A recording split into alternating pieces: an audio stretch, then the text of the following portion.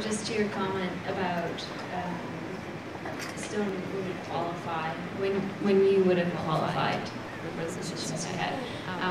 You being out of, I guess, out of that world for a while, what do you think the difference is now between who... You're allowed to smoke marijuana. But beyond that, like... But this is very important. You think that's the main point? Where are your priorities? Is that the main The point? FBI wants to be nice to you guys. I think that's an extraordinary cultural evolution for the FBI. But go on. Doesn't it seem like there's maybe more to it about why or who they recruit now versus before? Well, you know, I did a tour in the Office of Information Technology at CIA, and I'm glad you've asked the question because the qualifications have been changing.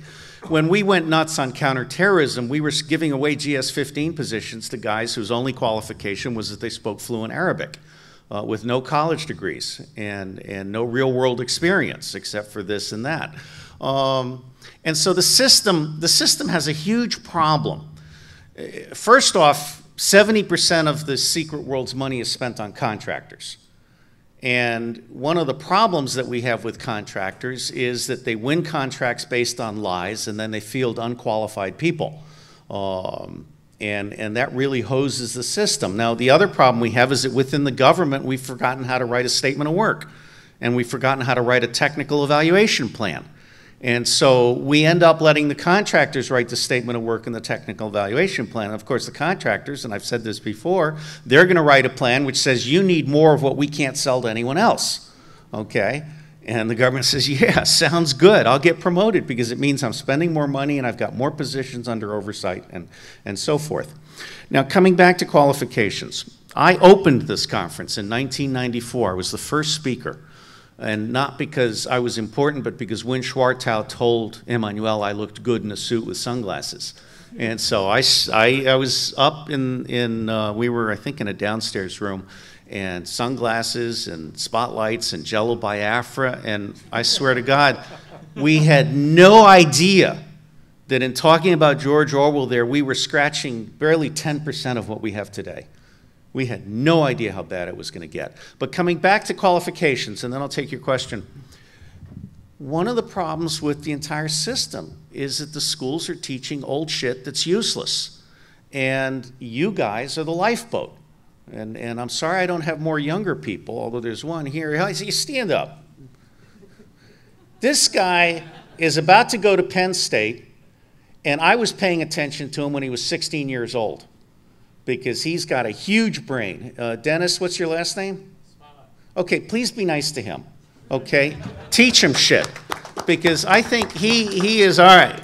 That's it. I'm sorry to embarrass you, but I think they need to know that you're here, okay? I mean, you guys are like my third generation of hackers. Two hackers ago, I had all the hackers with the babies in their arms, you know, and it was so cool. So we're coming over and over again. But on qualifications, one of the things that is really, really bad is the system is collapsing. And the system is collapsing because we're hiring people who are building more of the wrong shit more expensively. And you saw my technical thing from Robert Garrigue. And so I think it's taken me 25 years to appreciate the wisdom of Buckminster Fuller and Russell Ackoff. Fuller said, don't try and repair the system, displace it. And Russell Ackoff said, stop doing the wrong things righter and do the right thing instead. And so when I moved to open source everything, I mean, for me, that was a decisive shift. And I believe the time has come now for us to not accept proprietary software or hardware, period. And we need to move to a self-healing system that is an ecology that is affordable, interoperable, and sustainable, and that is geospatially rooted. In 1988, I told the General Defense Intelligence Program that if you don't have geospatial attributes on every single datum, you will never, ever get to machine speed processing. Okay, you have to have geospatial attributes, not just time and date groups. And it went in one ear and out the other. Keith Hall was two seats down from me, the NRO guy, good guy. All right, sir, ask me a question. Well, essentially the question is, the whole paradigm is rigged, and we all know from 9/11, there's just, the whole thing is a lie. So when are the criminals, the Obamas, the Cheneys, the Bushes, the Clintons, all of them going to be taken down? Because more and more, all we find is just, and what we're dealing with, we look at Tesla and we look at Buckminster Fuller and all these great, amazing scientists who have these great ideas. And what we they criminalize say, those. Yeah, Yes. we criminalize that because there is a criminal mafia. We have a criminal government that runs this world and the Federal Reserve, and we're all just trying to do little things. It's like trying to kill the cockroach, but you're throwing rocks, and the cockroach creates 215 new eggs every 10 days. You can't kill it. We need to just completely break out of the paradigm. So my question is, when do we say, F this world, start the new world, and get rid of the criminals? Because that's what's killing us. Well, thank you. All right. Number one, in revolutions, you have preconditions and precipitants. And we've got all the preconditions. And Matt Taibbi's book, Griftopia, is a great book. And if I mention a book, I've reviewed it. And if I've reviewed it, I've written a summary of it, so you don't have to buy the book. Just go find my summary and read it. And there's a quote on page 32, which talks about how over the last decade or so, Wall Street and government have become a blended criminal co-conspiracy. I mean, Rubin and Clinton have done more damage to this country than George Bush has, because they basically empowered the Wall Street mafia to take down the U.S. government, I mean the U.S. economy, the Greek economy, the Spanish economy, so forth. And in all of this time, only Iceland has had the intelligence and the integrity to recover from this by immediately prosecuting the criminals and going after them. Now, there's a truth and reconciliation aspect to my being. I mean, first off, these people have an awful lot of power right now, but the day is going to come when I think we'll have a general strike. I mean, Occupy was a huge disappointment to me. I mean, I've never liked Kumbaya circles to begin with, but Kumbaya circles with wiggly fingers is just too much for me. And Occupy had a chance to take electoral reform, which is the one thing everybody can agree on. I ran for president in 2012 just for 6 weeks. I was unemployed. It seemed like a good thing to do. And I actually put together a website, bigbatusa.org, where I put the best ideas from everybody together, including an automated payment transaction tax and electoral reform. And the reason I ran for president was primarily so that I could, as a presidential candidate, registered with the FCC or whatever they're called, I could write to all the other presidential candidates, including Ron Paul and Dennis Kucinich. And I have to tell you, I'm ashamed of every single one of them. The only one that actually engaged in dialogue was Rocky Anderson. All the others are in their own ego trip. All the others are on their own narrow little path for being top libertarian or top green or whatever. Not a single one of them wanted to come together to create a national coalition for electoral reform, which is the one thing that we could absolutely make happen if we occupied the home offices of every senator and every representative, and we basically made it clear that until they passed the 11-point Electoral Reform Act, they were toast.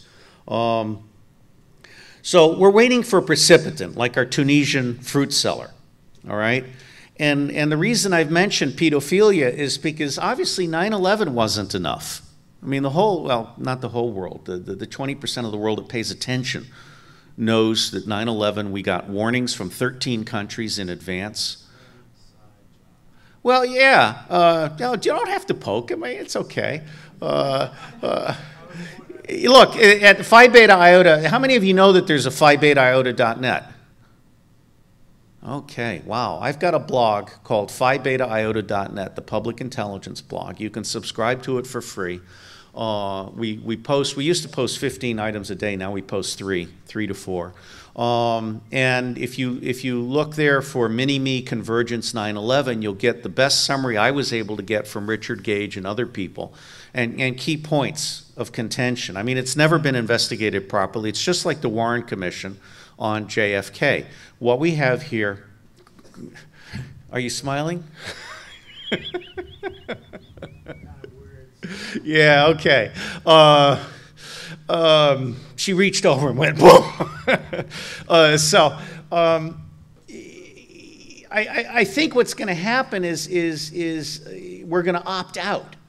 And there are going to be more and more nullifications by states. And for example, New York State has essentially nullified fracking, town by town.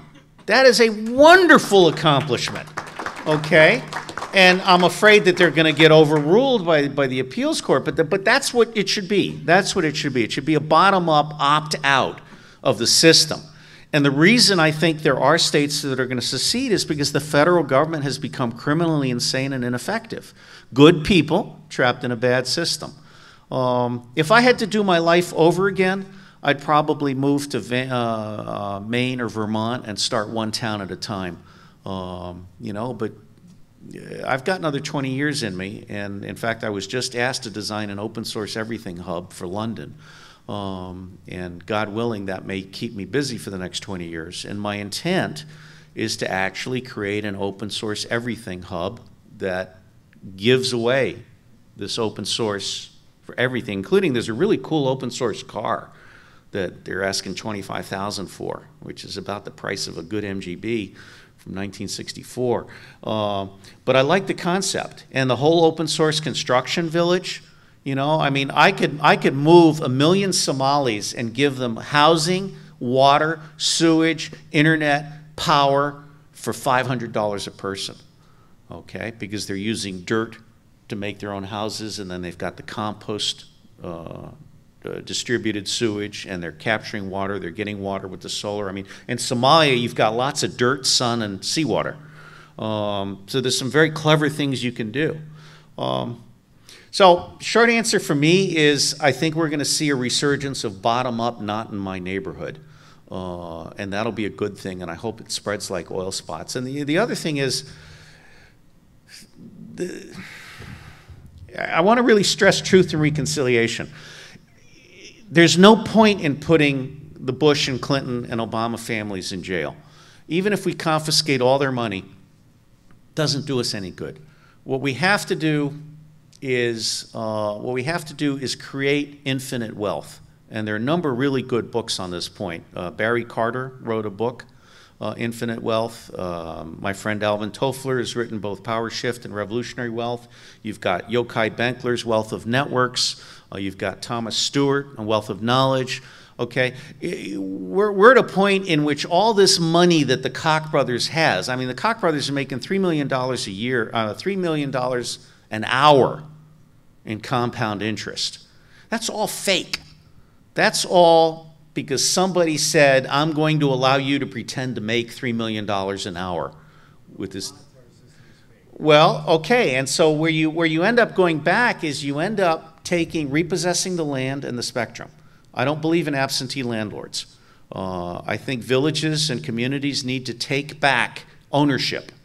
And in France, for example, you can lease land, and as long as you or a relative is resident on it, you own that land, but you're not allowed to harm that land.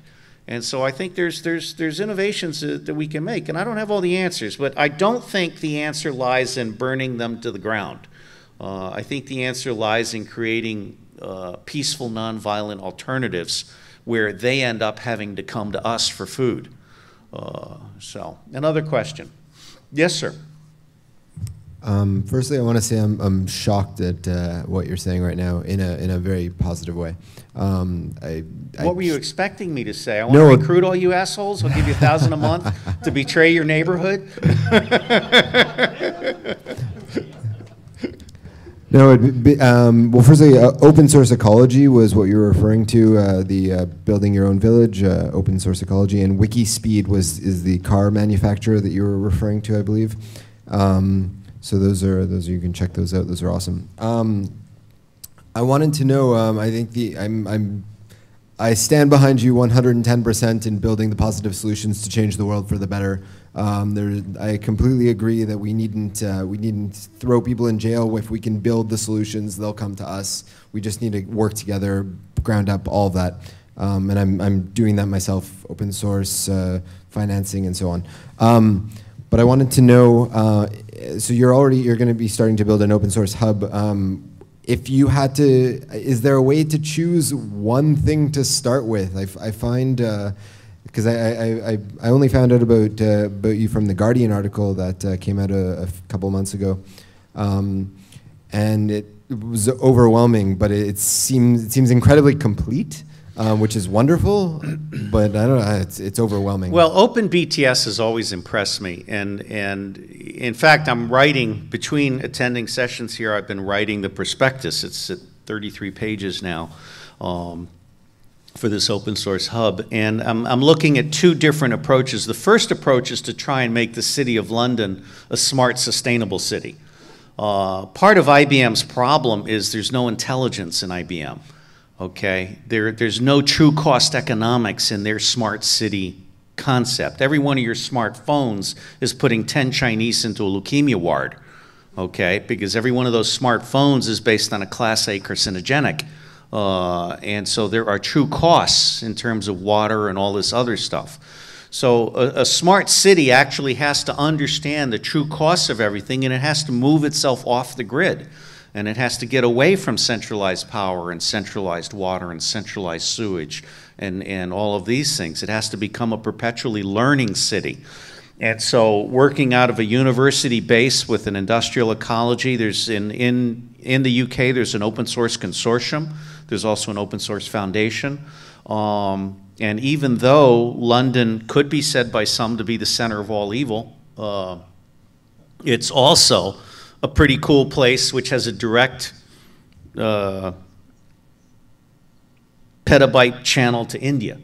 And I really see some enormous potential in using London as a stepping stone to getting India to become the first open source everything nation.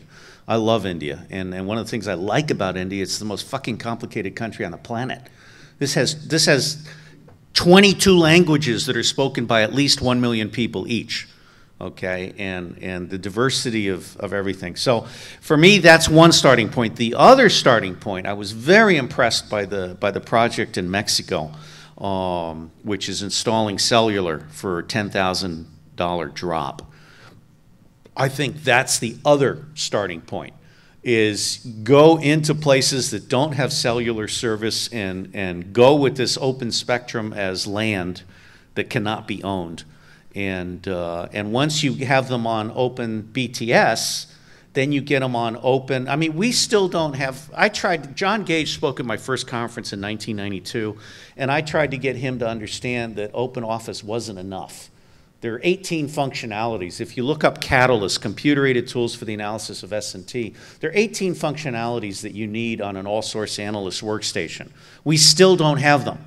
I was a founding member of the Advanced Information Processing and Analysis Steering Group for the entire U.S. government, the entire U.S. intelligence community. And we did surveys, and we found that there were over 20 projects across the U.S. Intelligence community, sometimes 3 or 4, like NSA had at least 6. Okay, and each of the groups was building its own all-source Fusion workstation, but there was a CASI version, there was an SAIC version, there was an SRA version, there was an IBM version. And all of them were using proprietary crap, and they weren't really thinking through all of the details. So we need, beyond the cell phone, the simple cell phone with time limits, we need an analytic workstation. And then we need the ability to share information. And we need the ability to bring in information. I mean, I love it that there are plants now with cell phones.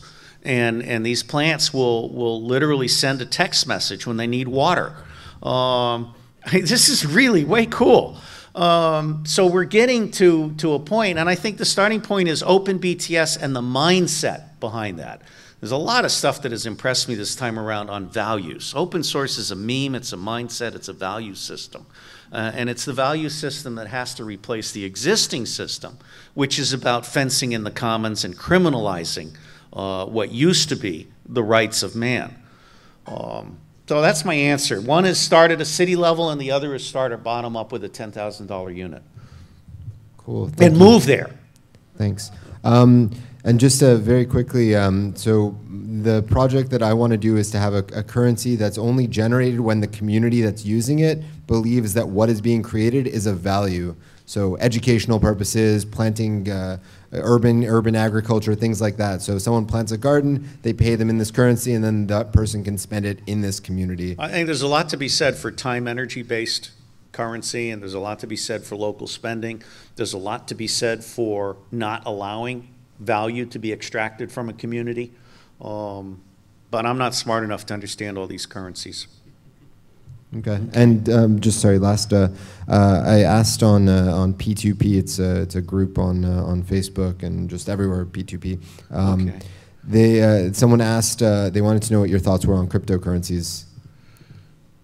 Before I answer that, let me just say that we may not even last an hour, because I sense today's been an exhausting day, and with Ellsberg and Snowden at the highlight, some of you may want to go sleep, and that's fine. So don't hesitate to go over and raid the book pile if you decide to leave early. I'm fine with that. I am not taking those books back with me. And if you're an entrepreneur and you want to grab 5 to 10 of them and sell them to someone else, please do, and just remember your guilt. Okay, Earth Intelligence Network at PayPal.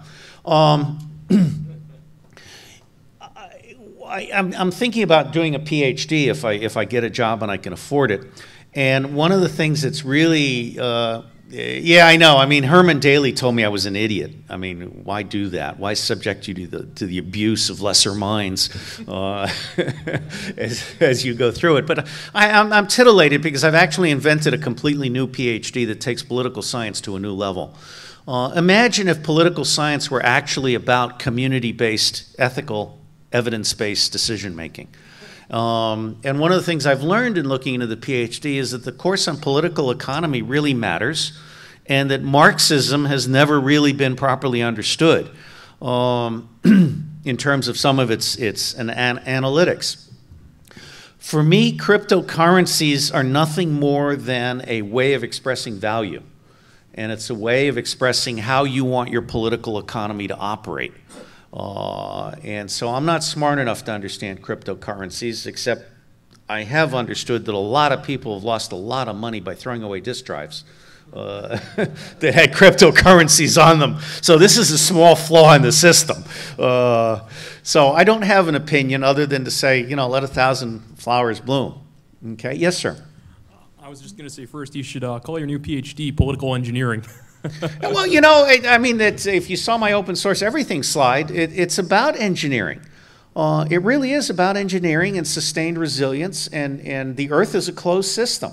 So the whole idea of the new PhD is to demand that people learn how to do multidisciplinary analytics and holistic analytics, and true cost economics has to be embedded in everything. And they also have to learn how to do community-based decision-making, which is what the Native Americans knew. There's a great book, 1491, before Columbus arrived. The average Mayan man only had to work for, why don't we take a 5-minute break and everybody go get a book. And then I'll start talking again if anyone wants to talk to me.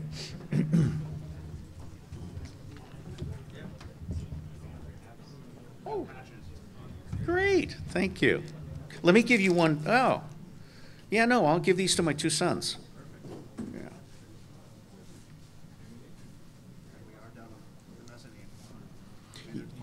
What is it? Oh, lock pickers. What do you do? Oh, no, I know that. And in fact, I brought one of my sons here a long time ago. Yeah, it's not something I do a lot of.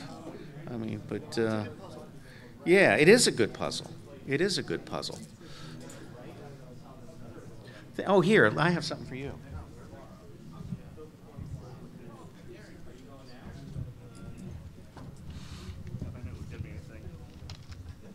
What's that? Oh, shit. Yeah, I think you and I have talked before. Yeah, there we go. All right, these are my old boots. You've seen better days. Oh, thank you. I want to point out that this generous lady has just given me a $10 bill. Shame on all the rest of you. Guilt. Feel the guilt. Oh, bless you, sir. This is gas money. So thank you. Thank you. No, look, and you know, all my books are free online, and I love books, and I recommend you read them in hard copy so you can mark them up and stuff. But the book Intelligence for Earth, absolutely read it online. Thank you, sir, very much. Read it online because it has all the active links. Thank you, Dennis. God, this is great. I should do this more often. This is kind of like a cool thing. This is so much better than me sitting down on the mezzanine. Oh, thank you. Bless you, sir. Hold on. I remember you here. This is for the hat you gave me. Golden candle of truth seekers. So, oh man, look at this. Feel this guilt vibe, man. Bless all of you. Thank you so much. I really am grateful. There's something about unemployment that teaches you humility. Thank you very, very much. And if anyone wants my CIA badge number written in their book, thank you, sir. I would be glad to stay on and sign books with lewd and obscene messages in a minute. Yeah, hang on. Okay. Thank you so much. God, I think we've discovered a new way of gifting. All right, I will do a dance. All right. Hey guys, this is great. It's a $250 trip up here, not counting the hotel. Thank you so much. All right, so give me a question, and thank you, and you can tuck money into my socks. Yeah, I was going to say, this is New York City. I think you have to take your pants off now. Hey, you do not want to go there. Short, fat, bald, and ugly. Anyway. There was a sex talk in here right before, so, everybody... Yes, sex toys, and you know what? It went in one ear and out the other. I know, you're handsome, man. And by the way, bald people have more testosterone. All right, question, and thank you, all of you, for your generosity. I really appreciate it. And don't leave any books behind. So my question Thanks. is, I guess this is my first Hope conference. And, man, you got to come back every time. Thanks. It's amazing, and there was a ton of great stuff, and you've talked about a lot of things too, but they're all, I think, understandably because of the people here, kind of bottom-up types of things. Mm-hmm. Better tools and better ways for people to blow whistles and give us transparency and things like that. Right, and not integrated. And partly it's like, okay, there's a crisis of leadership or a leadership vacuum. And my question is, we're a tiny, tiny minority of the population, and most people want to roll into work at 9, leave at 5, flat screen TV, big barbecue grill, and they've been trained that way. And Fox News. So my question is there a chance that you get some leadership, either at the highest levels of our political system or senior levels of our intelligence agencies or where all these problems, or is it just, because of the way the system is electorally and lobbyist-wise, just impossible? And then we need to focus our attentions back into what you talked about, which is really localized solutions to the values that we want to have and the systems that we want to create. That's a wonderful question, which I will take 4 hours to answer. Can we go past 8 hours? No. We're not doing that anymore. I'm an old guy, but no, I will not stop as long as one of you has a question. But please don't stay late. First off, let's look at Iceland. Iceland did the right thing. And they now have one of the best economies on the planet. Integrity is a value in this day and age. One of the things that troubles me, and one of the reasons I am very excited about this Open Source Everything Hub, I'm very grateful to Nafiz Ahmed because I've been marginalized. My first 2 books had forwards written by senators who were chairman of the Senate Select Committee for Intelligence. In 1994, people were talking about me as a future director of national intelligence. And then they figured out that meant we would do it faster, better, cheaper. And I lost them on the cheaper. Okay? So that was the end of me as an up-and-comer. And I survived for a while, but then I was asked in a verbal interview to declare all my foreign contacts. I declared all 7,500, and the chimpanzees went nuts. And even though a judge found in my favor and I now have my top secret restored, they basically put me out of business. They cost me $6 million because you lose your clearances, you lose your contracts, you lose your business, you lose everything. And so one of the things that's very exciting to me is I think we're on the verge of an integration across the opens. And that's what we've been missing, is everybody's in their narrow little open niche, you know, open spectrum or open software, open hardware, but they're not putting it all together. And one of the things I look to is crisis mappers. I'm hugely impressed by everything that Jen and Patrick Meir have done and other volunteers. If you're not familiar with crisis mappers, take a look at it, because it uses open source geospatial. And then, like in Haiti, for example, all of the SMS messages in Creole and French to members of the Haitian diaspora across the United States then get translated with geospatial references to a volunteer network that then plots it on a map with triple redundancy. And you end up having, in 6 to 24 hours, better information than CIA could get in 100 years, okay? Because you're harnessing the people who are on the ground, and you're just doing all of this. So I think integrating open sources is the next big leap.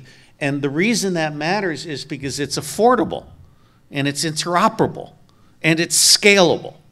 I mean, we have reached the end of the era of lies. We have reached the end of the era in which all these, I mean, Google is shit, okay? Google hits less than 2% of what's on the web. And you see what someone else has paid for you to see. And all these other search companies, I mean, Yahoo is going through its own identity crisis. If anyone knows Melissa, I'd like to talk to her.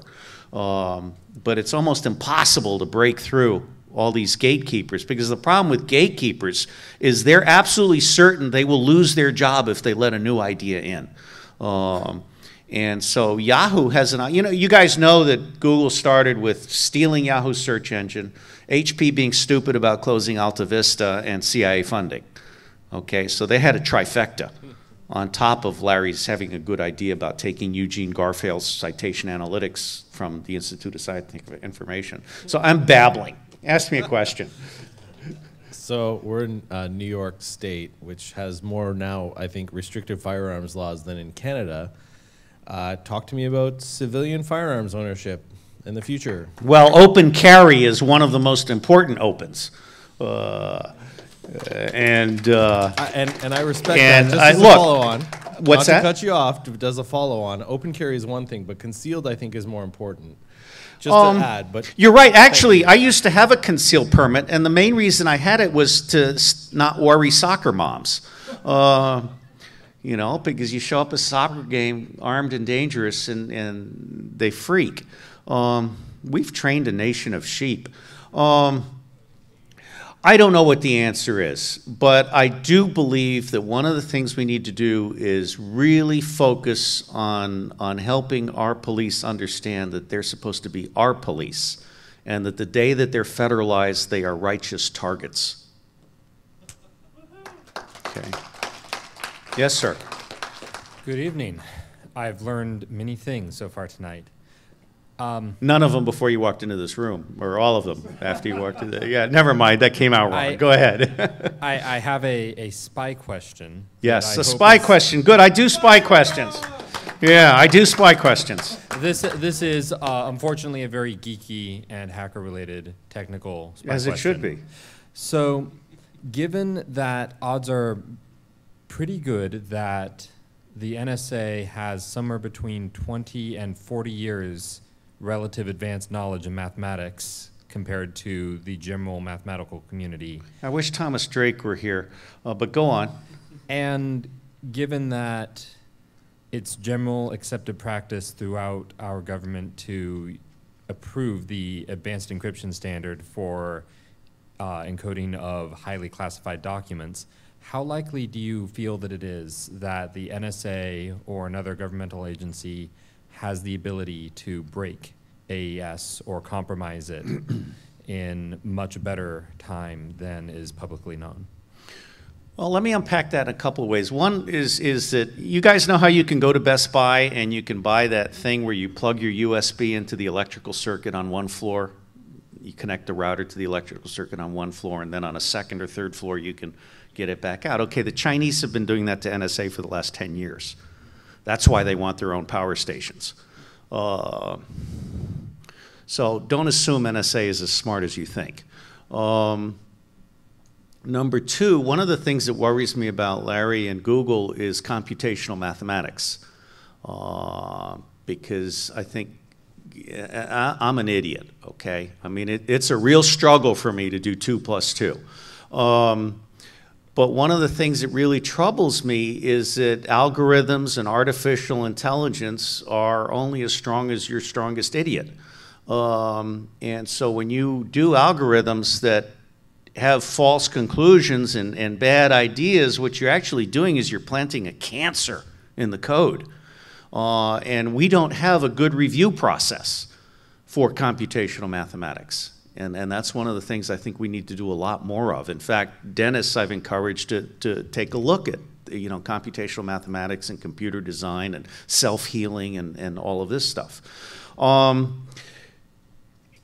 One of the things that stunned me, I guess I'm naive, but for IBM and Dell and Apple and all these other companies to actually agree to short-circuit their own computers for NSA, that essentially means that if you're a foreigner and you buy a computer made in the USA, you're a dumbass, okay?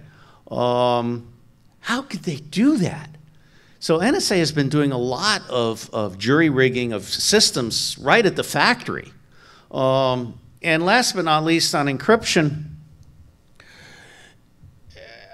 I think it is possible to create encryption systems that can't be broken by NSA, but I'd much rather not be noticed. And that's why I've become a huge believer in anonymity. And I'm really, really concerned about the loss of anonymity. And in fact, one of the most beneficial things for me at this conference has been absorbing my realization that I've been focusing so hard on open source everything, I have forgotten about anonymity, identity, privacy, and rights. And so this afternoon, after I came back from dinner with Identity Lady, who I'm sorry to say is competing with me, but I like her very much, I wrote a new page into my proposal on those 4 things. And so I would say those 4 things need a lot of attention. And I guess my bottom line is NSA is smart, but I don't think it's that smart.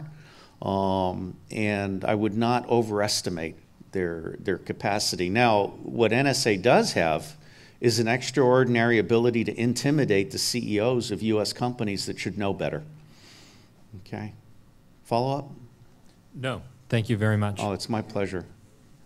Yes, sir. I was just going to add on the encryption side. I spoke with Matt Blaze earlier, and he said, "Oh, Matt Blaze is here? God, he's an original." And I was curious how you first got into intelligence. Okay, I was an oil brat. I grew up overseas. Oh, and would you do it again today? Oh, yes, yes. Look, I recommend to all of you, if you can get in and get the marijuana waiver, you absolutely should work for intelligence. Okay, it is. Look. It's a lifetime experience. It is like being a Jesuit priest or a ninja warrior or whatever. I mean, it's really cool. And the fact that it's really fucked up and stupid has absolutely nothing to detract from the coolness value, okay?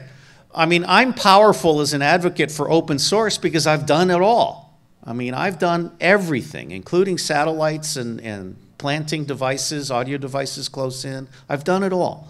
Stealing diplomatic pouches, planting bugs in ministers' offices. You know, I mean, that's really cool stuff. Now, let me tell you, when you're debriefing a terrorist or when you're doing an audio op, you get 1 minute of useful information for every 4 hours of tape. I mean, people don't understand just how stupid NSA is. NSA processes less than 1% of what it collects. And Binny taught me this. NSA is about spending money on collection that they will store forever but never process, okay? Unless they want to fuck with you, in which case you're seriously screwed, okay? So that's why you want to be invisible, which I have not done well at. But I've lost my train of thought. Where were we? Oh, yes. Would I do it all again? Yes, absolutely. I mean, you know what? I consider it an honor to serve the U.S. government. And believe it or not, I believe in the Constitution, I believe in the Republic, and I'm really terrified about how fucked up my government has gotten. But I do believe in it. And I believe in the profession of intelligence. How did you originally get into that? That's What's I'm that? curious about how you originally got into it. Okay. Going back to I grew up as the son of an oil engineer, 10 years in Latin America, 10 years in Asia, including 4 years in Vietnam as a kid. And I went and did my undergrad at Muhlenberg. Then I got a master's at Lehigh and decided I'd become overly academic and intellectual. And there was a Marine Corps recruiter who basically sucked me in, and he was right. I mean, I needed the Marine Corps. It was a balancing factor. It made me rough and ugly in some areas, and so it was a balancing factor. But then the Marine Corps was at peace, and it was boring, so the CIA had a little ad, and I was their dream candidate in a lot of ways. I mean, lived overseas all my life, had a master's degree in predicting revolutions, spoke fluent Spanish. I could do very well, and I was a high performer. But it turned out that I wasn't their dream candidate because they changed the psychological profile for my class to self-starter entrepreneurial. And the old profile, which they went right back to, was little gray man who follows orders and doesn't create problems, okay? And so I was very lucky to get into CIA and to do the 9 years that I did, 3 back-to-back clandestine tours and 3 Washington tours. And I don't regret a minute of it. It was a life-changing experience, and I think, you know, it's one of those areas. I also recommend you join the military, and consider, you know, the Coast Guard. You get to kill people and wear boat shoes, or the Air Force. You have air conditioning everywhere you go. You know, so I do believe in the military. I believe in the universal draft. And they haven't gotten to a beard exception yet. And in fact, the Special Forces guys that went into Afghanistan, I was there at Special Forces headquarters when the idiot general told them to shave. He was a leg. I mean, he was a straight guy, and he didn't get it. But now, of course, everybody sports a big beard, and it's you know, the American Taliban is alive and well in Afghanistan. All right, David. This is the president of the New York Internet Society who hosted me at Liberation Technology Conference. I'm working on a related project too. This is a very open-ended question, the role of games and simulations in education and activism. Ah, wonderful. The role of games and simulation. Now, Medard Gabel, as I've mentioned, is someone I really respect. One of the problems I have with serious games is that they're all little stovepipes. And I asked Medard one day, why can't we get all these serious games to share data and to actually become useful? So you have a water game and a health game and you know, all different kinds of games. And he said it's like trying to play all the sports on the same field at the same time. You have to design from the bottom up. Now that's what I funded when I had money. And Medard Gabel, you can look him up online, Big Picture Little World or something like that. Medard is ready to build the digital Earth game. I paid to have that trademarked in his name. And so I believe that serious games are the way we get to direct democracy. I believe that serious games are the way we get to connecting every mind to all information relevant to any decision anywhere in the world. And if you're a member of the Pakistani diaspora, you should be able to vote on issues back home as well as issues here. And in fact, you should be able to vote on the sanitation arrangements in the Frankfurt airport, okay, if that's part of your world. So I believe serious games are absolutely going to be the main interface for connecting minds with information, with voting, with decisions. But they're not there yet, which is why I no longer go to serious game conferences. Oh, okay. So with that one project, how much development was done with that, the one you mentioned? $15,000. He needs 5 million. If I were to get my 100 million, he would get the first 5. Okay. Right. Okay, so bear with me here. Is there any kind of source code that could be used for other projects that's far along enough? For that I would ask him about, but I don't think he's a coder. He's more of a designer. And I would love to see this group have a track on games next year, but not. It has to be an integrated track. It has to be an integral consciousness track. It has to be, how do we pull all this together, and how do we make the open data work with multiple things, and how do we do crowdsourcing so we get to feedback loops? So how can we calculate where the best use of an ounce of water is?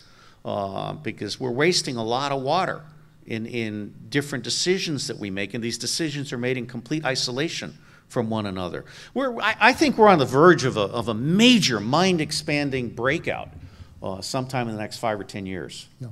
Okay, now I'll just plug my own project here, but I'm working with, at LiveTech we had a presentation about this, on a mobile and online game to promote activism, where you would get points and prizes for doing different things and hooking into educational resources to that.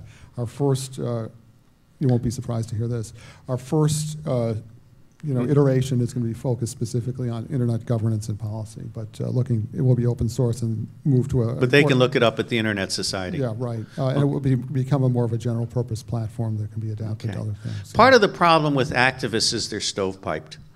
I was sitting in with CEOs. I agree about that. Okay. Yeah, I know. And I was sitting in with a bunch of CEOs that Joseph McCormick had brought together from Transpartisanship. And halfway through the meeting, I realized that these CEOs were all comfortable with the two-party tyranny, because they knew that when their party was in power, they would get lots of money, and when their party was out of power, they would get half as much, but it was kind of a calculated thing. They were terrified of the idea of a Congress that finally said, fuck you, we're not going to give you all these handouts, okay? So the activists, in my view, have been rotten at working together. They've been rotten at sharing information. And I mean, I love John Perry Barlow, and I respect Mitch Kapoor in a manly way. Well, no, wait a minute. I don't think I want to go there. Anyway, I think John Perry's a cat's whiskers. And EFF has done a lot of good, but I think EFS has lost it. They're not serious. So who do you look to leadership? So, David, can we let someone else in? Go ahead. Okay, thank you. Yes, Robert. I recall you mentioning that you ran in the 2012 election to gather. Wait, say that again? I recall that you mentioned that you ran in the 2012 election to gather information on the other candidates. For 6 weeks, not to gather information on the other candidates, to get them to read my letter. Yeah. Well, the short answer is I think a third of them read it. Only one of them answered, Rocky Anderson. I let Greg Johnson drive my MGB when I went up to New Hampshire with him. And Greg's a good guy. But the bottom line is not a single one of these, Jill Stein, none of them was willing to contemplate the one thing that could bring us all together. They were all focused on, I want to be president of this small party, whether I win or lose. What about Ron Paul? Ron Paul, I think, is controlled opposition. I think Ron Paul is there to keep the libertarians down. I mean, I'll tell you what, I think Ron Paul won a lot of the primaries, and they were stolen from him. Oh, absolutely. Yes, and I think that had Ron Paul been willing to reach out to Dennis Kucinich and create a coalition cabinet, which is what I explicitly suggested. I wanted to have a green, I actually, if you go to bigbatusa.org, I have a named coalition cabinet. Balanced budget, end all taxes.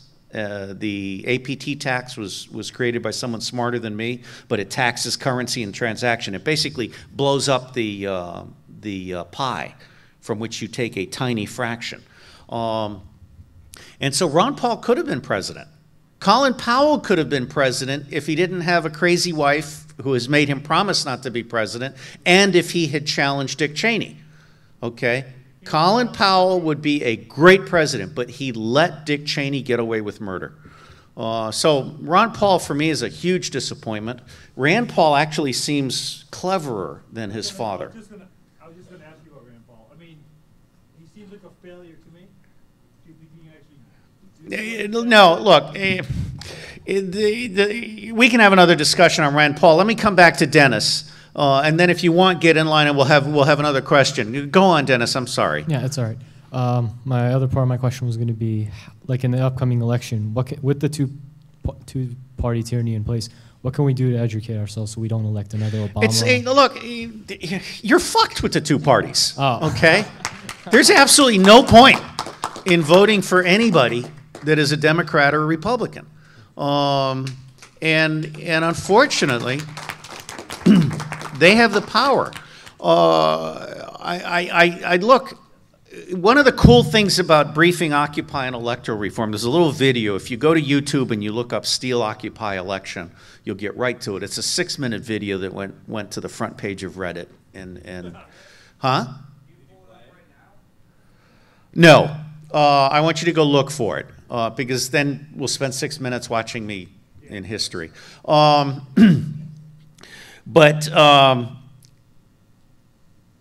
When I did that, and then when I posted this thing, people came out of the woodwork. I heard from everybody around the country who had any kind of stake in electoral reform. And as a result, there's now an Electoral Reform Act with 11 points that represents the best thinking in this country on how to restore the integrity of our electoral process and the integrity of our governance, okay? And what it boils down to is Congress has the power to pass a law that says that every one of the 6 accredited parties, I had to actually run for president to learn that there are 6 accredited parties beyond the Democratic and Republican Party. They're Constitution, Green, Libertarian, and Reform are active, and the Natural Law and Socialist are inactive, okay? But Congress has the power to pass a law, and such a law has been introduced 9 times, the last 4 by Ron Paul. That demands that every state ballot allow anybody on that ballot for any federal office. And Congress will not pass that law because they like being a two-party tyranny. All right? My bottom line is I think we need some kind of precipitant that reactivates Occupy, but with discipline and a brain. And I'm not sure how that's going to happen. But I honestly believe that we're this close to taking the power back. You know, I watched a movie once called A Day Without Mexicans, and it was a great, great movie. But imagine a day without us. I mean, imagine a general strike in this country. Imagine a nonviolent general strike in which we occupy all of the state legislatures, all of the state governors' offices, all of the state representatives, I mean the senators and representatives, we occupy them. And we say, look, this is real simple. We're not leaving until you pass the Electoral Reform Act. I think we would get it. But we lack that cohesion, and we lack that ability to focus on one thing. And that's what I'm good at, is getting to that one thing. But I suck at getting Occupy to pay attention. Okay. Yeah, thanks for those answers. One more thing. Any way we could put open source into helping our elections become, like, being able to implement There's some good things happening in terms of money. I mean, in prior hacker conferences, I've encouraged hackers and gnome decks to attach themselves to corporations and candidates like leeches. I mean, I have this vision of 550 naked congressmen where there's nothing that they do. I mean, take their schedule, okay? Wouldn't it be interesting if every minute of their day were accounted for in public?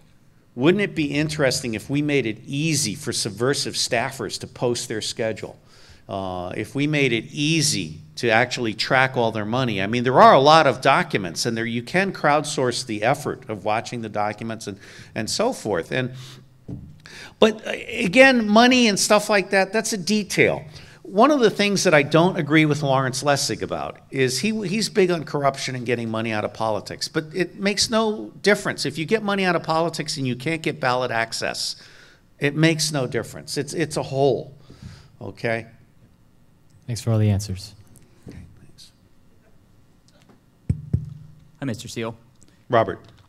Robert, in your opinion, how far away is the U.S. military from a fully automated fighting force, and what do you think the long-term consequences will be?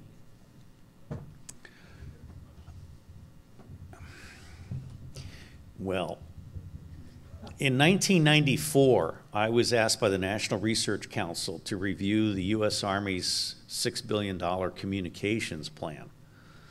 And the first thing I said was, you guys are assuming that all of your bits are going to be self-generated, and you've made no provision for talking to or listening to anyone outside of the U.S. Army.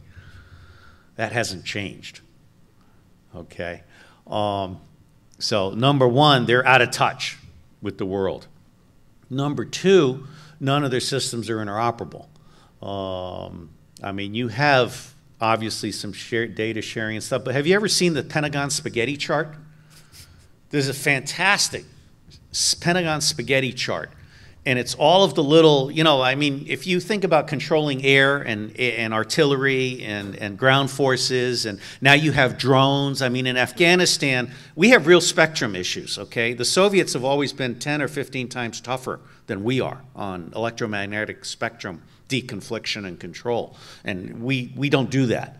In fact, we don't even worry. We knew 15 years ago that the drone downlinks could be intercepted, but nobody gave a shit, okay? So I'm not really impressed. I mean, think of Army automation as the F-35 in code, okay? Now, think of the Army automation as the F-35 on code and someone just spilled Gatorade on it. Does that answer your question? I mean, that's my personal opinion. It does. So I take it you don't think much of all the money that DARPA's put into developing an autonomous machine intelligence. I love the robotic dog. Actually, the best thing in life for me has been my teenager wanted a dog, and my wife, who was a cat lady, allowed him to have one. And so now I walk once a day, 2 cigars, 1 cigar out, 1 cigar back. And it's great. It's absolutely great. I love the dog. He's gotten me away from my computer for an hour a day. So look, I mean, I wrote a letter to Chuck Hagel recently. And one of the problems that we have, there are 4 levels of analysis in any area: strategic, policy, acquisition, and tactical, okay? The Department of Defense doesn't have a strategy. Its policies are insane. Pivot to Asia, for example. I mean, these are policies that are thought up by some bimbo who's sleeping with the president, okay? And then they kind of take on a life of their own. And acquisition is hosed. The Navy can't build a ship. The Air Force can't build an airplane. The Army hasn't figured out that the average bridge loading distance around the world is 30 tons. And oh, by the way, intervisibility, line of sight distance, is under 1,000 meters, which means the M1A1 is worth what we pay for it in exactly 6 countries. The average aviation day is hot and humid. The average aviation day for the Navy and the Air Force is warm and not humid, which means that these pieces of crap that we're building fly half as far and loiter half as long and can carry half as much as they should be, okay? So I wrote the Secretary of Defense a letter which said, look, if you let General Flynn do his job, we can cut the budget by 30%. We can create a 450-ship Navy. The Navy now has as many admirals as it has ships. I kid you not. 283, okay? I'm serious. And the reason is because of the inflation in Washington. I was the 2nd ranking civilian in Marine Corps intelligence in 1993, and I was a GS-14. Today they have like 10 SESs, and they haven't grown, okay? I mean, it's just the whole rank inflation thing is insane. What What was your question again? It was about automation of the U.S. I have military's, reverse fighting ADD. force. So following up on what you just said, Yeah. do you think some other country is in position to overtake the U.S. in that respect? I wouldn't want to overtake the U.S. on anything. I mean, certainly the Department of Defense, and it's not just the Department of Defense. One of the problems we have is we can't keep the rest of the government honest. I mean, CIA and State Department have hosed Afghanistan in a number of different ways. There's a guy named Gunny Poole who's written a number of books on the Eastern way of war and stuff like this. Okay, the answer to American technology power is a half-naked Asian who's really good at moving 50 meters without being caught. Okay, and that's what they did to us in Vietnam. Over the Tunnels of Cu Chi is one of the greatest books ever written. Do not underestimate other people. We tend to substitute technology for thinking. We tend to throw money at a problem rather than intelligence. And as a result, the U.S. military is a hollow military that is stretched too thin. And oh, by the way, the infantry is 4% of the force, takes 80% of the casualties, and gets 1% of the Pentagon budget. That's criminal. All right? So I think the U.S. military is a hanger queen. Okay? Have a nice day. Thank you. You're welcome. Yes, sir. Send Hillary. So I'm really interested in some of your philosophy of like revolution and how that happens, and I'm also kind of interested in how that matches up with kind of the current plan or maybe shift for how the U.S. conducts militarization, being like training foreign militias, drones, as you were talking about, even like an increase in maybe the looking to autonomous weapons. I guess what I'm wondering is, like, I was in Colombia recently, and learning some of that history and how like the FARC starts out as like a group of campesinos trying to like defend their own land, do it peacefully. They're eventually attacked, maybe not directly by a military, but by a paramilitary, somebody being funded by a government or something like that. And then it gets violent. And I know you talked about like nonviolent revolution and occupying space, but I guess what I'm wondering is, like, does that get violent at some point? And then, you know, how do you carry out a revolution without becoming an oppressor like yourself? You know what I mean? Yeah, it's an important, convoluted question. That's okay, because I have an important, convoluted mind. First off, the U.S. has no fucking business intervening all over the world. That's that we went wrong with Woodrow Wilson and Theodore Roosevelt. Okay, it's just astonishing to me that the U.S. public actually believes all this bullshit. You know, it's not just the 935 lies. It's over 1,000 military bases overseas with all of the rapes that those come with, and traffic accidents and everything else. And that's money that's being spent overseas that should be spent here at home. So number one, I think the U.S., and this is where, I mean, I don't misunderstand me. I think Ron Paul is 80% absolute wonderful and 20% toxic. And it's that 20% toxic that kills me, or that kills all of us. He's a great man who, like Colin Powell, sold out to the system. And that's too bad. And I really was very impressed by Ellsberg today. He really forced the issue of what is our responsibility. And one of the things that I'm thinking about now is, how do we make it possible for whistleblowers to really do whistleblowing with absolute security? And one of the obvious answers is a brown envelope, you know, mailed someplace, but it has to avoid the mail cover, and that's the problem. So maybe it's going to end up being Starbucks is the covert People's Revolutionary Exchange, you know. You drop in, you say, I want a cinnamon bun with toasty what's-this, and they'll say, okay, here's the flash drive, you know. And so there's just a real opportunity here. Violence, you know, the Earth Intelligence Network SEAL has a stiletto in it, because there are inevitably assholes that have to be killed, but one at a time, one stiletto at a time, okay? bombing the shit out of a village in order to get someone that Muhammad told you was a terrorist, but the real truth is that Muhammad owes this guy 60,000 bucks.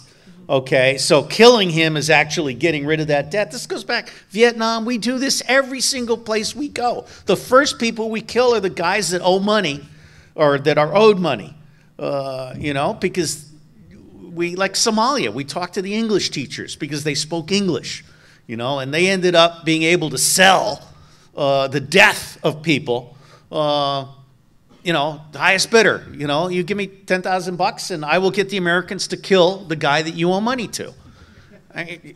Do not underestimate the stupidity of the U.S. system, all right?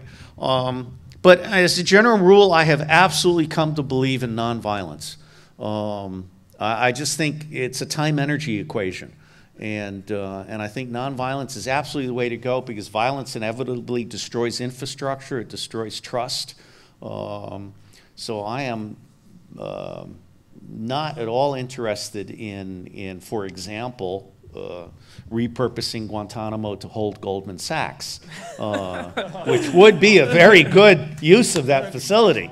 So I have again lost my train of thought. But you have a chance to ask one more convoluted short question. So I guess talk more about the general strike and what that would look like and how it would happen. At what point do you want to stop being sodomized? It's up to you. All right. Thank you. You're welcome.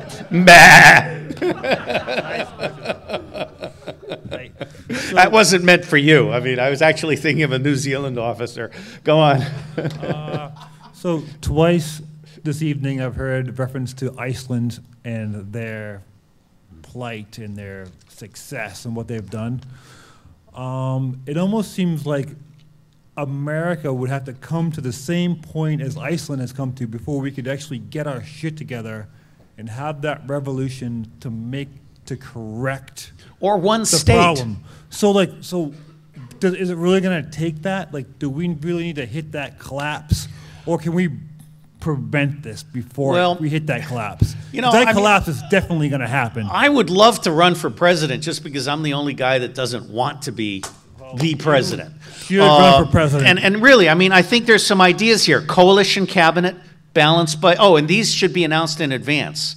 You should not be eligible on election day if you have not already announced your cabinet and had cabinet level debates, at least for attorney general and defense and state and maybe agriculture, okay? So, I mean, these are obvious things. We're electing personalities, and we're electing personalities whose primary ability is to pretend to agree with you, all of you, okay? Whereas my campaign is about what I was interviewed by On the Issues because they interview all the presidential candidates, and that's a worthy, useful place. But the reality is what I think should not matter as long as I'm committed to making sure that what all of you think is on the table. And none of the presidents today actually give a shit what you think. They only care about who has given them the most money and what they think. And so that's a problem. So I'm worried. I believe the federal government has reached its maximum Peter Principle level. And however many good people are trapped in that bad system, it's a system that is destined to fail in a big, big way. I mean, look at New Orleans, Katrina. Good job, Brownie. Okay? I mean, I was sick to see people on bridges for 4 days. Had I been president, I would have given him my credit card and told every helicopter pilot in the country to get his ass to New Orleans and start popping those people out. How is it that I can think of this and they can't? But we're going to get more and more such disasters. I mean, climate is, of course, a man-made problem. Never mind HARP. Climate is a man-made problem. Paving over the Mississippi, fracking, all of these other things. I believe the solution is going to come from individual states. Vermont, for example, which is rapidly getting to the point where a majority of the legislatures would be willing to vote for secession.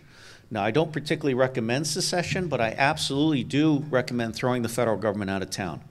no federal ownership of land, and all federal employees have to be registered as agents of a foreign power. So you actually, the states have to get a grip on what they're doing. Yes, sir. Two questions. The first is back on this collective action, this strike kind of idea. No, but the examples I've heard are all like, they're never going to happen because it involves people doing stuff and people are lazy.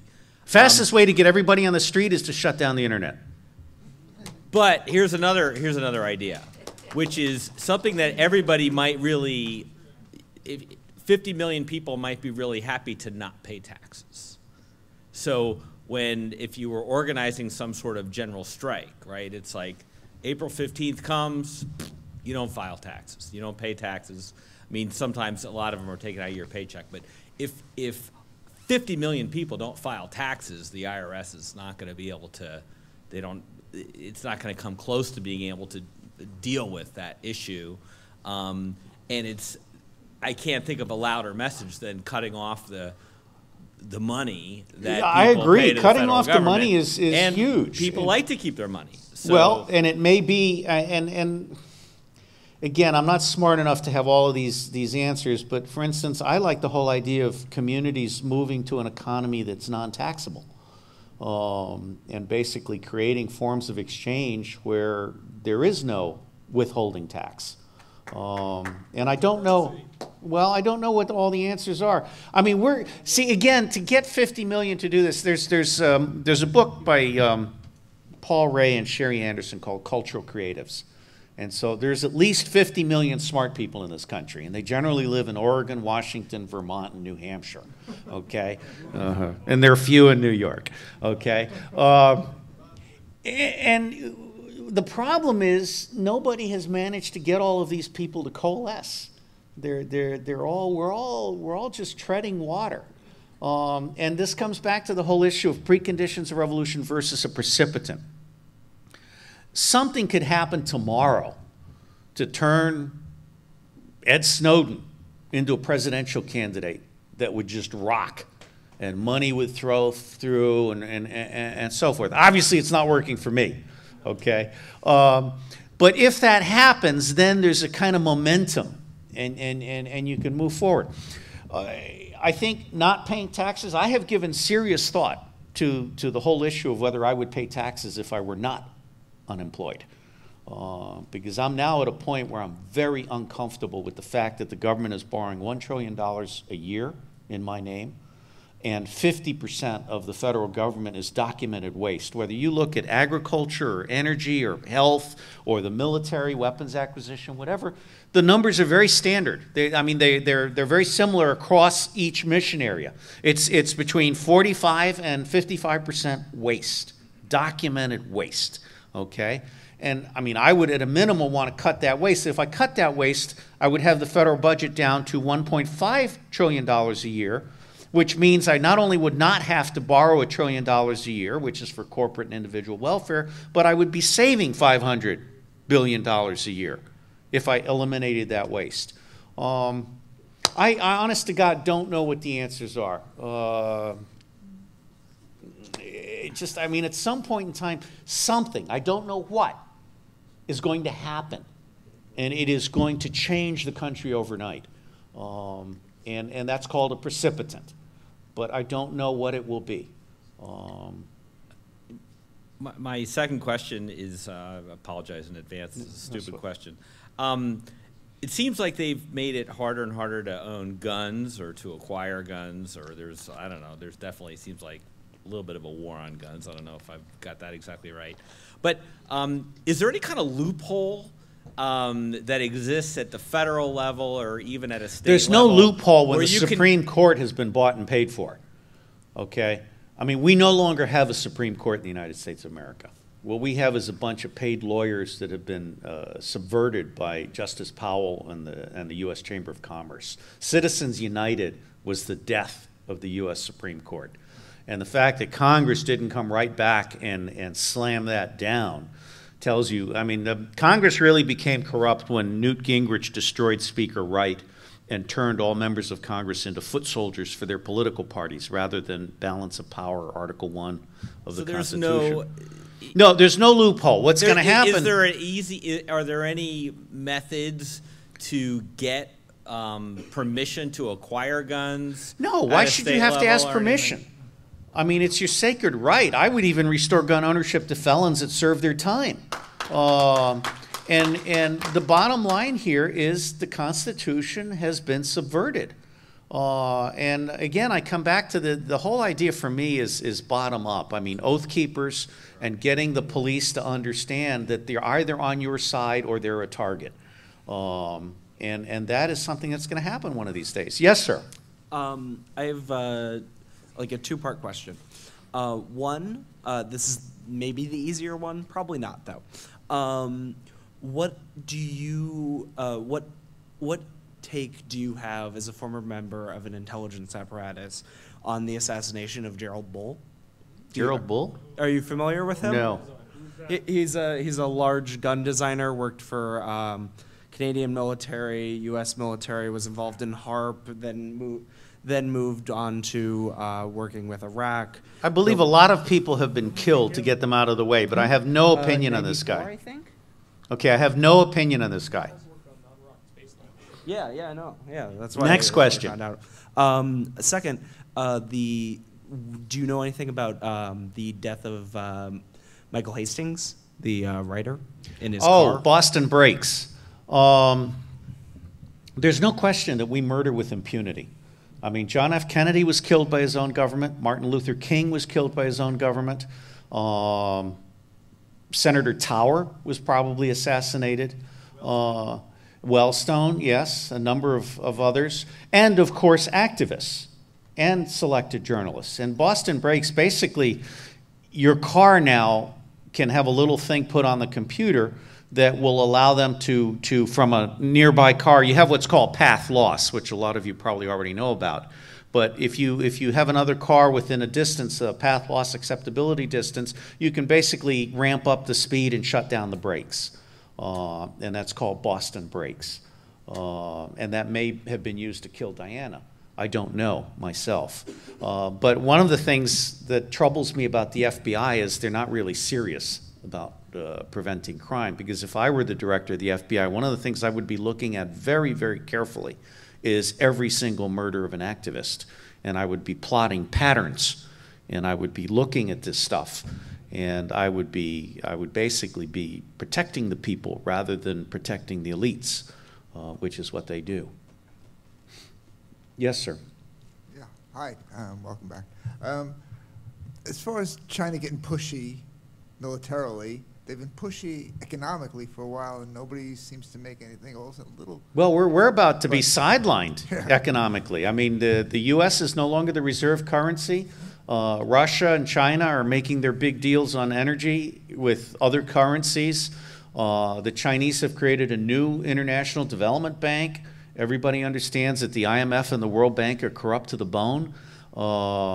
This Trans-Pacific thing, I don't know why the president thinks it's going to be signed. He was laughed out of Phnom Penh a while ago. And there's an alternative Asian economic regional cooperation thing that is basically saying we're going to ignore the TPP.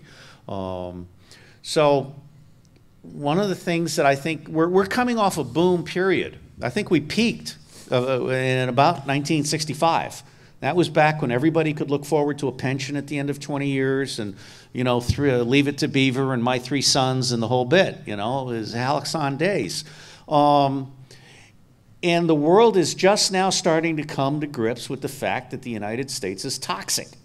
I mean, they've known it to one degree or another, but now there's no longer any financial or cultural or other advantage to letting the U.S. have its way. And so I see the next big boom is in the southern hemisphere. There's a separate internet being built from Vladivostok all the way down, you know. I think the United States is increasingly marginalized. And one of the things that really concerns me is I think our own elites have come to this conclusion. And they're now allowing the United States to be hollowed out. I mean, we're not tending to our seed corn including education and science and technology and engineering and mathematics. And I meet great Chinese students who really care and want to go home and make China. Poverty is a wonderful incentive. I'm meeting the ones who are well-to-do enough to be studying in the United States, and they're dedicated to improving the environment. Get closer to the mic. Oh, they're dedicated to learning how to take care of the environment. A lot of the things that we regard as good old-fashioned values, whatever, but they want that for their own country, and they want to go back. They don't want to stay here. And that's good.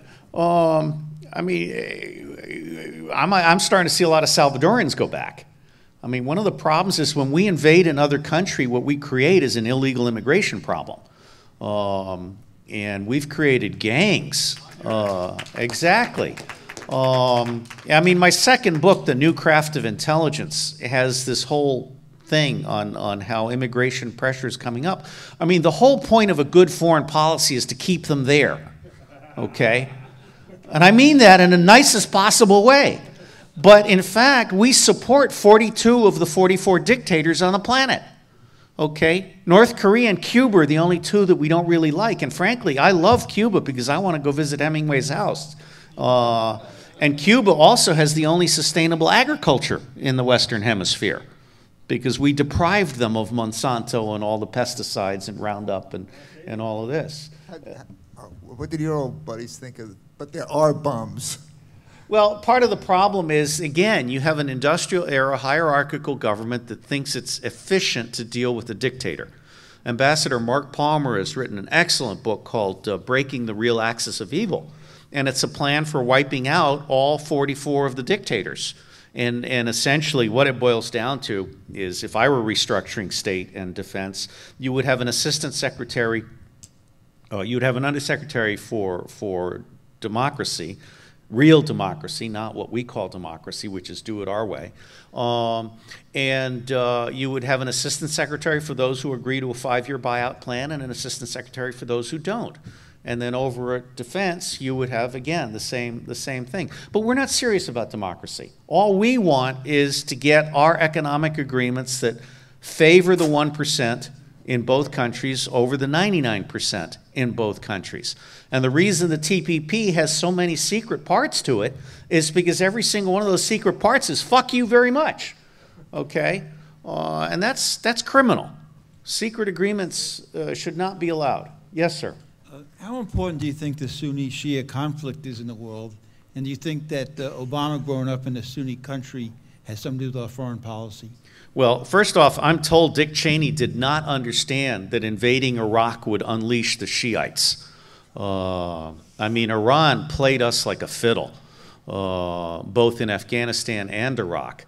I think the Sunni-Shiite conflict is very important, and one of the big problems we have right now is that Saudi Arabia is fucking us again. They funded Wahhabism in the 1980s. And Saudi Arabia is now funding anti-Shia activities, and they're getting really, really serious about spending a lot of money on militant groups that kill Shiites. Now, I went to Lehigh University with some Iranians, and every single one of those guys was smart enough to be in this room.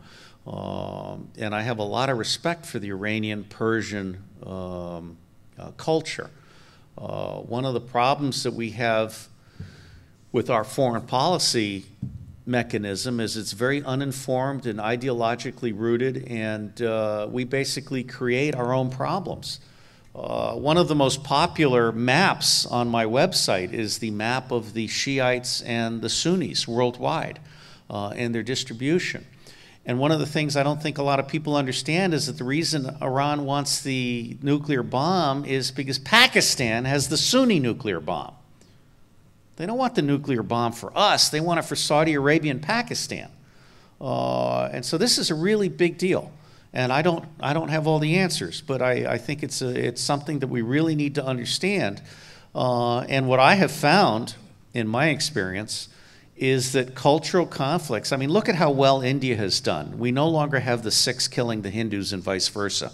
And so it is possible to govern toward peace. And I think the Sunni-Shiite conflict needs to be governed on the basis of a solid economic and social foundation. But that's not what Saudi Arabia wants. That's not what Qatar and the United Arab Republic want. Those are three festering cancers in the Middle East and North Africa. And the United States government seems to be totally comfortable with ignoring that cancer. Yes, sir. Yes, sir. First off, do you think any of the involved parties were morally or practically right in the Clive and Bundy affair? In the what? The Clive and Bundy affair, when all those ranchers out in Nevada. Oh, that was fun. That. That was fun. Number one, that was about Senator Reid fucking over the public and selling some land to the Chinese for a solar thing. That was not about clearing the cattle. What was really interesting about that was the speed with which information mobilized public support. Now, I think Bundy has his own flaws, and there are obviously issues there. But what that taught me was we need to throw the federal government off all land west of the Mississippi. The federal government should not be allowed to own land, period. Can I ask a follow-up on that? Yes. So at first glance, it appears that the ranchers and such may have gotten their way. How would you draw parallels or contrast between an opposition like that versus the protests in Zuccotti Park, which got broken up and went away? Well, one group was armed and the other one wasn't. But you know, but Zuccotti Park could have been different if they had been more focused. I mean, Occupy was for a momentary period of time an inspiration to the world, not just to the United States of America, and they blew it. So I absolutely believe that citizens should be armed and dangerous.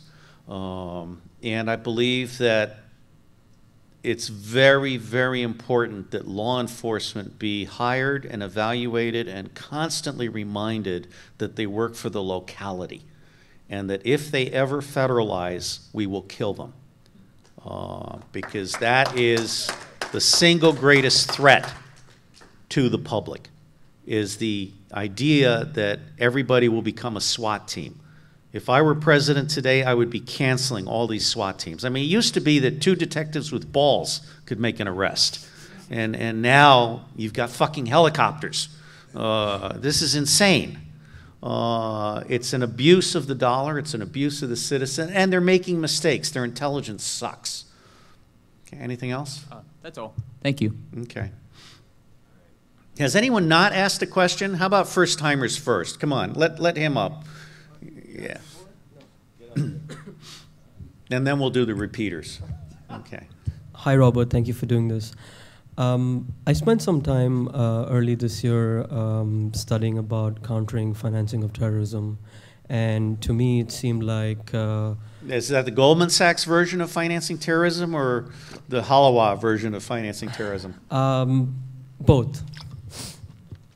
And I kind of found that fighting terrorism at that stage is probably going to be the most effective way of getting rid of it, because you nip it in the bud. That's the only thing that I've found that would work a lot better than spending trillions of dollars on, going and fighting wars and killing so many people and pissing off half the world. Yeah, but no one cares about doing it better. Okay? I mean, we invaded Iraq because Dick Cheney wanted to make a shitload of money. And one of the things that I've learned is we've created all these terrorists. I actually didn't understand until about 10 years ago. The reason we go to war so much is because war is very, very profitable for a concentrated segment of society. In fact, peace is 100 times more profitable than war, but it's spread out over the 99%. And the 99% is not mobilized to demand peace, okay? I mean, one of the cool things about the APT tax is that the rate is set by the public, not by the government. which means if you want to go to war, you not only have to get Congress to agree to it, you have to get the public to agree to raise the tax to pay for the war. All right, and I also believe we have to restore the universal draft, and I want a mid-career draft as well. I really believe in the soundness of the military as a socializing institution. So from my point of view, I got thrown off Fox News early on because I said the war on terrorism is a fraud. It is a fraud. I mean, we're the terrorists when you get right down to it. And so I certainly believe in frustrating Saudi Arabia in funding terrorism. And I certainly believe that we should not be paying for fascists around the world. But at the same time, I believe we should be doing much, much more to encourage democratic, equal societies where creating a prosperous world at peace is not an ideal, it's actually an essential. Otherwise, we keep eating us, it's like you drop enough rats into the aquarium, they start eating each other. So controlling the funding of terrorism requires integrity, and we don't have that. Okay. If we had integrity, we would be all over Israel and Saudi Arabia. All right. Thank you. Yeah. Okay, you guys sort yourselves out, but in general, I want to give preference to people who have not asked a question. I'm sorry to cut in front of you guys. I'll only say this once, and I know you get mad when I say this to you. Thank you. And then we can do alternatives. Okay, go on. Right. I'll only say this once, you get mad. I want to thank you for your service. Oh, bullshit. I know. I won't say it again. Okay. And I'm only going to ask this question because you brought it up first. You mentioned JFK. Let's hear your JFK stories and your JFK. Well, I've reviewed about 16 books and DVDs on JFK. And so one, you can read my summaries of all of those books. I mean, the obvious thing is the Warren Commission was a cover-up. Lyndon Johnson provided the story. And the FBI, which was founded by a pedophile, was a full partner in that. Now, one of the interesting things is that it's come to light that George Bush Sr. and who's that Israeli leader? Rabin and George Bush Sr. were both in Dallas on the day. Bush Sr. was in Dallas, and so was Rabin. And basically what I think happened, well, first off, Bobby Kennedy warned JFK the morning of the assassination that there was an assassination plot, and JFK put his faith in the Secret Service, which had been subverted. Okay, they basically pulled back, and so did the Dallas cops. I mean, Kennedy created for himself the perfect storm. He pissed off the Israelis by clamping down on CIA smuggling of nuclear materials through Mexico to Israel. So he was stopping the Israeli nuclear program. He had fired the general who was the brother of the Dallas police chief. Bobby Kennedy was all over Hoover, and Hoover was pissed. There were issues with the Cuban criminal gangs based in New Orleans, and CIA, which had set up Kennedy. Bay of Pigs was never, ever going to be a success, and they basically screwed him. And then let the Cuban exiles think that it was JFK that subverted the whole thing. So you had a whole bunch of pissed off Cuban. Even though he knew it wasn't his fault.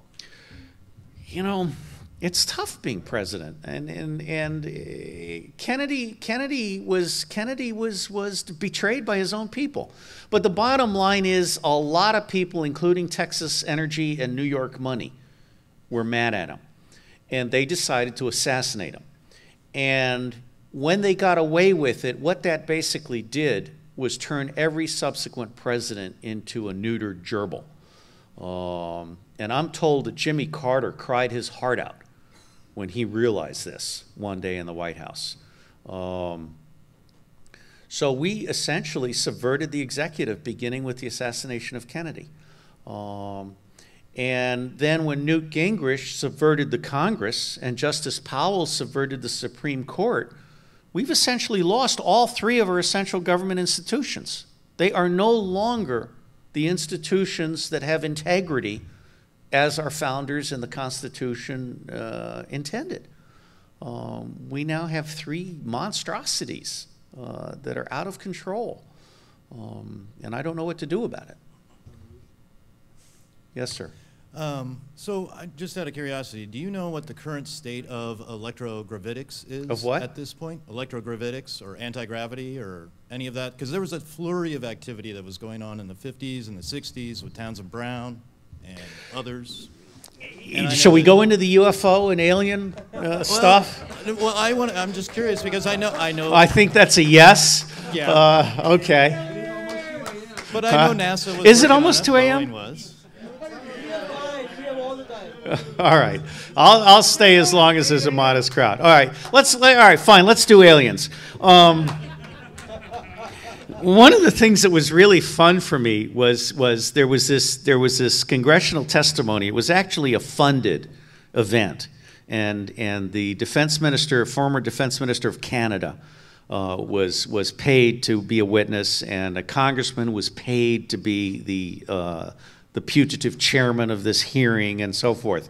But one of the things that came out of this was that there are at least 5 alien species that we are allegedly in touch with through a government outside of government.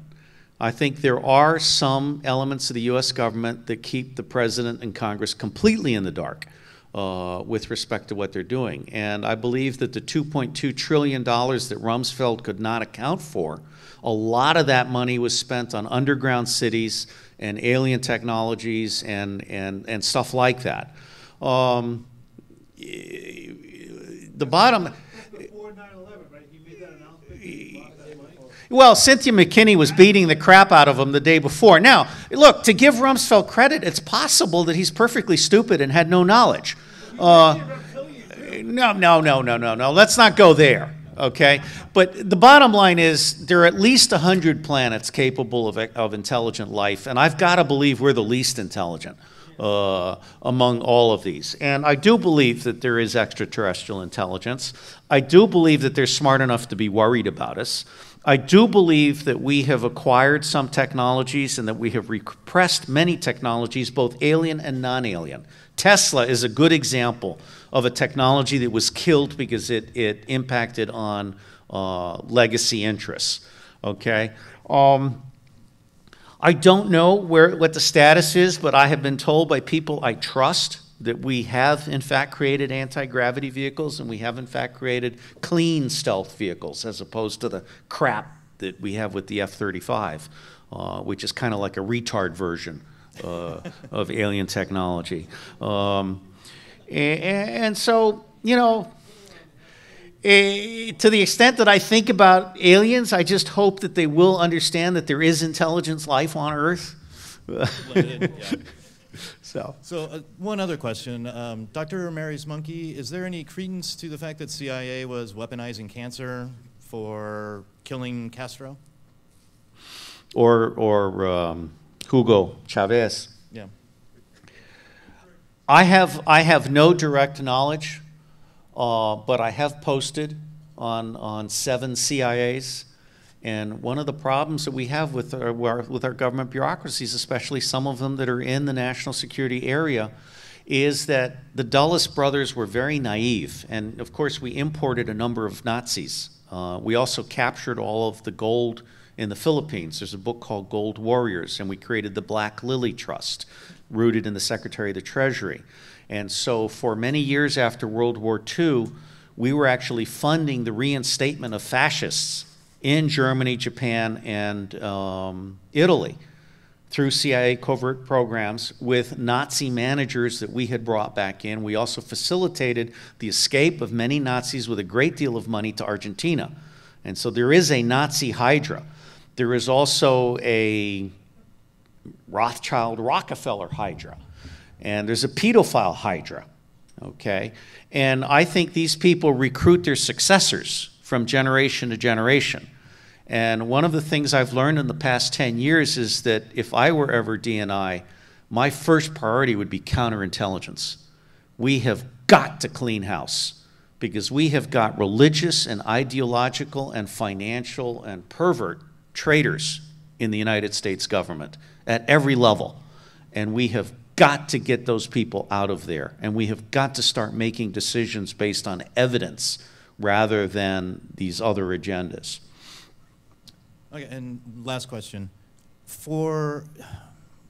Why did we go back to, well, I mean, I know we went back to Afghanistan ostensibly for 9/11, but I mean, the drug trade that immediately was gone, and then now we've got heroin production. Wall Street was having a liquidity problem. Yeah.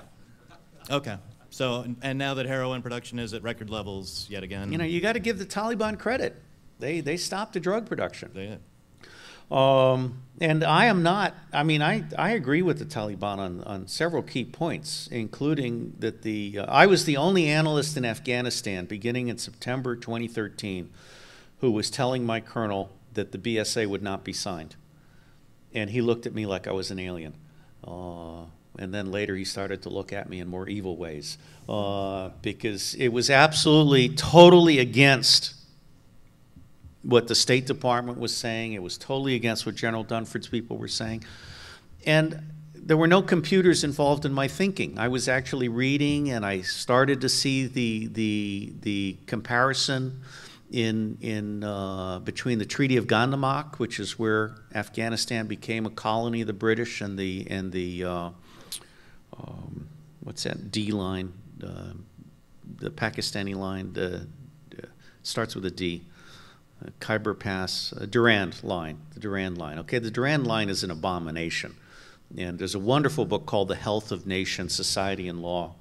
And it's written by a Cambridge professor, and it talks about how all the artificial borders that the European colonial powers have imposed essentially overturned centuries of tribal accommodations with one another and with nature. So the BSA was being perceived by a large part of Afghan society as the equivalent of a Treaty of Gandamak. And there's also the whole issue of the international donor money.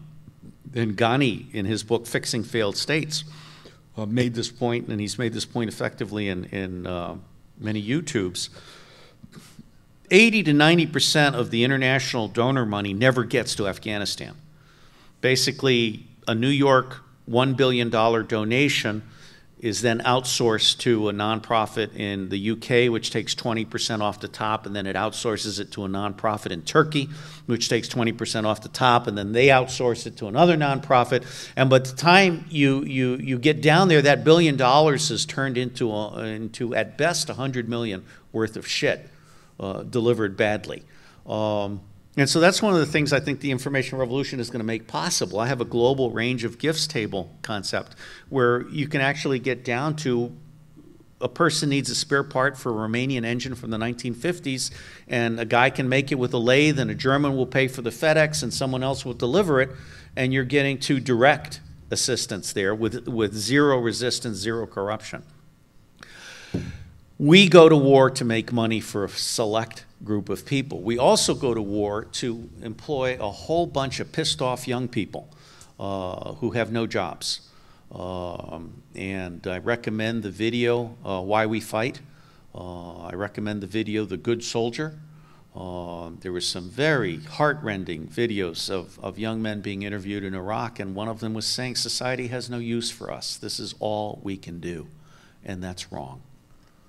That's wrong. I mean, we have 75,000 amputees in this country, okay? We have over 300,000 disabled veterans. We have mental diseases out the ass. And the VA response is to drug them up and put them back on the street. Now, I don't fault the VA. The fact is, we went to war without understanding what the true costs would be. We've also improved battlefield medicine to the point that we now have a 16-to-1 survival ratio instead of a 4-to-1 survival ratio. But we didn't do the back office stuff. And so basically we can save them and save them while they lose their limbs, but then we can't reconstitute them once they're home. That's exactly. Well, that's right. That's right. And again, that's an example of true cost economics. Okay, we're just not creating a society. Go on, sir. I know I asked a question before. And that's all right. You might have seen my face in previous calls. I don't. I have no memory. I don't feel you're discriminating against me by asking questions before, but anyways, digressing. You talked about the subversion of basically the three main areas of the United States government. I was watching the World Cup and not doing my job for a good portion of the last several weeks. I too, except I missed the German game. Shit! So I was 7 goals. I was in some bars for some of them, and that was just egregious. But I also was watching on Vice News and other media about what's happening in Brazil. And I guess the question is, are there any sort of successful, not, revolutions may be the right word, but you know, what's happening there, and is that telling of the future? Sadly, I'm not as informed as I'd like to be. For instance, I had to come here to find out that there's a province in Mexico where you're not allowed to own land. I mean, that's way cool. And the French are similar, and that's good.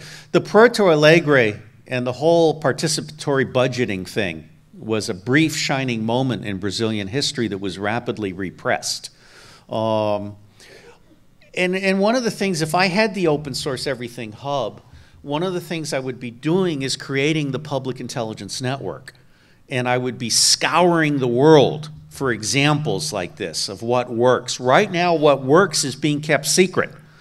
Yeah. And the last thing CNN money wants to cover is success stories that aren't directly associated with fraud based in New York. So I'm very excited by the potential of finding and promulgating success stories. But I don't know of any myself. I mean, Singapore is a success story in its own right, and Lee Kuan Yew has done a great job there, but Singapore also has its limits. They really think that they can forecast the future rather than create the future. And part of true cost economics is creating the future rather than trying to forecast what all the other morons are going to do. Which seems like that's all what's happening right now. Yeah. In this part of the world. Yeah. Thank you. My pleasure. Yes, sir.